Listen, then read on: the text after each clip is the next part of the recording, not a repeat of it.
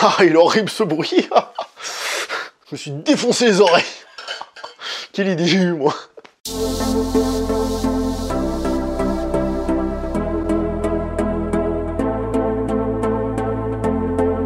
Bonjour à toi très chers spectateurs et bienvenue pour cette nouvelle critique en post-projection. Il va être aujourd'hui question du film Sans un bruit, A Quiet Place en anglais, qu'on pourrait traduire par un endroit tranquille, ou on pourrait même le traduire un petit peu plus précis, j'ai envie de dire par un endroit silencieux, ce qui correspondrait mieux au film, je trouve. Le film est réalisé par un certain John Krasinski, qui est aussi acteur, et ça tombe bien parce qu'il est aussi acteur de ce film, aux côtés de Emily Blunt et de deux jeunes acteurs, dont le jeune Noah Jupe et une, alors je sais pas du tout comment ça se prononce, on va dire Millicent Simons. Voilà. La note que je vais donner à ce film, pour ceux que ça intéresse, eh ben... Je vous ai dit, c'est l'été, je suis peut-être vachement plus sympa que d'habitude, mais franchement, ce film... 9 sur 10, quoi. 9 sur 10, parce que j'ai vraiment beaucoup aimé. Ce film est produit par Platinum Dunes, qui appartient donc à Michael Bay, c'est donc une production Michael Bay, et c'est un logo qu'on a tendance à beaucoup voir, vous savez, dans les remakes de films d'horreur que tout le monde déteste. On voyait souvent ce logo-là, donc voir le film qui commence avec ce logo, ça fait un petit peu bizarre. Mais comme vous voyez, hein, moi j'ai beaucoup aimé ce film, vous avez qu'à voir la note.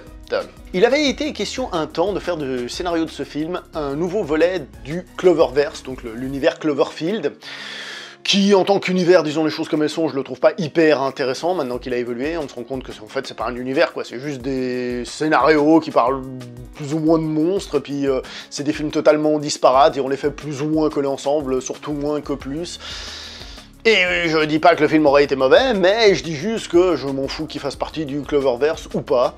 Et c'est tant mieux finalement que le film, d'une certaine manière, il ait sa propre vie et qu'il soit rattaché à rien du tout, parce qu'il est excellent tel qu'il est.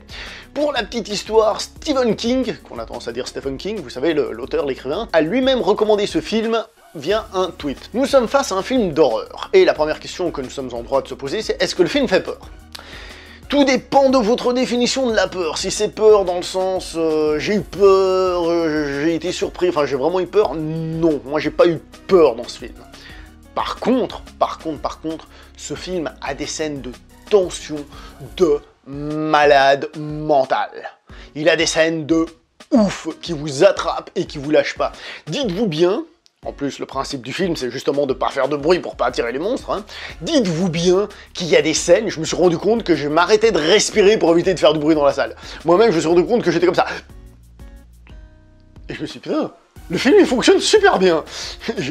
J'ai adoré, il y a plein de scènes comme ça. Une, surtout, qu'on va appeler, vu que ça se voit venir, on va l'appeler la scène du clou. La scène du clou. Oh là là, mon Dieu, mon Dieu, mon Dieu, mon Dieu. Mais le film n'a pas que ça, puisque finalement, c'est aussi un film dystopique qui nous présente une famille, et un peu à Je suis une légende, on nous montre des gens qui sont déjà en train de vivre dans ce monde dystopique et qui ont déjà des méthodes. Et donc c'est aussi très ludique de découvrir ces méthodes, donc les personnes qui doivent éviter de faire du bruit absolument.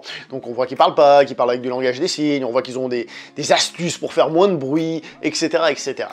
Cependant, le film, il a aussi quelques défauts dans ce concept très fort, c'est que des fois on comprend pas trop les bruits. Par exemple, il joue à un jeu de société, et il joue avec d'autres pièces pour éviter de faire du bruit quand il déplace les pions.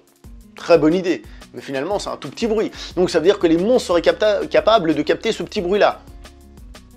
Et à d'autres moments, ils font des bruits similaires, mais là ça pose pas de problème. Donc il y a des petits manques comme ça dans le film, il y en a plusieurs autres aussi.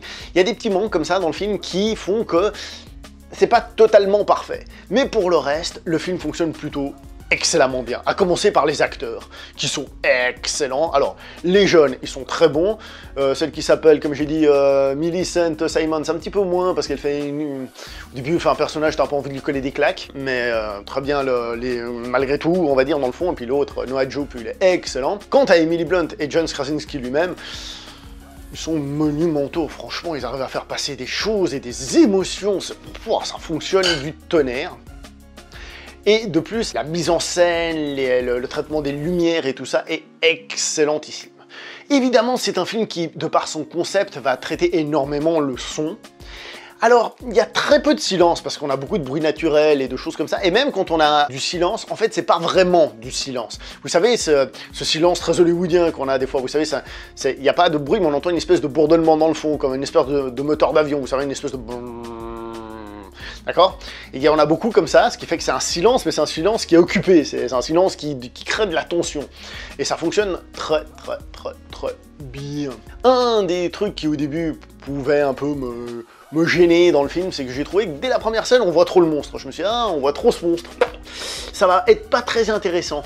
Évidemment, j'ai pensé au stéréotype alien, où justement on voyait pas trop le monstre, ce qui faisait que...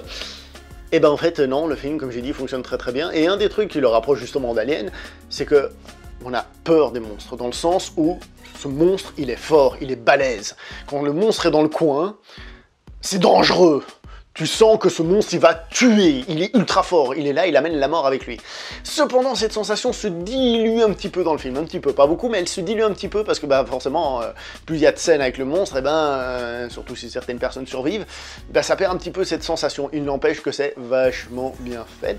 Et pour finir, un autre des gros points forts du film, comme j'ai dit, il y a cette organisation, parce que le film commence pas par le premier jour, donc on n'a pas toute cette introduction de comment c'est arrivé, de pourquoi, d'où ils viennent, etc. Je suis sûr qu'il y en a qui vont se plaindre de ça.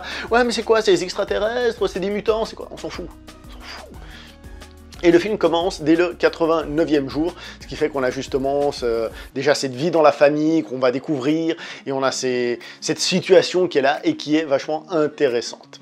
Un petit mot sur les créatures, juste pour dire qu'elles sont superbement bien faites, et à aucun moment elles ne nous sortent du film, on a quelque chose à redire. La première fois qu'on l'entrevoit, je me suis dit, tiens, ça ressemble au monstre de Starship Troopers, ce qui est vrai, mais voilà, comme le film fonctionne, ça ne m'a absolument pas gêné, au contraire, il n'y a pas de souci d'intégration, on se dit, ah, c'est mal fait, ou des trucs comme ça fonctionne très bien.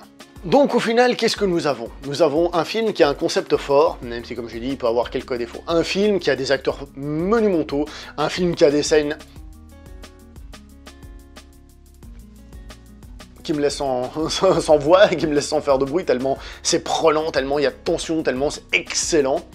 Et on a aussi un film qui est bien fait au niveau du son. Alors il y a quelques musiques douces, mais c'est surtout des musiques, des bruits d'ambiance, et qui font que tout ça fonctionne. C'est pas compliqué, c'est un très bon film.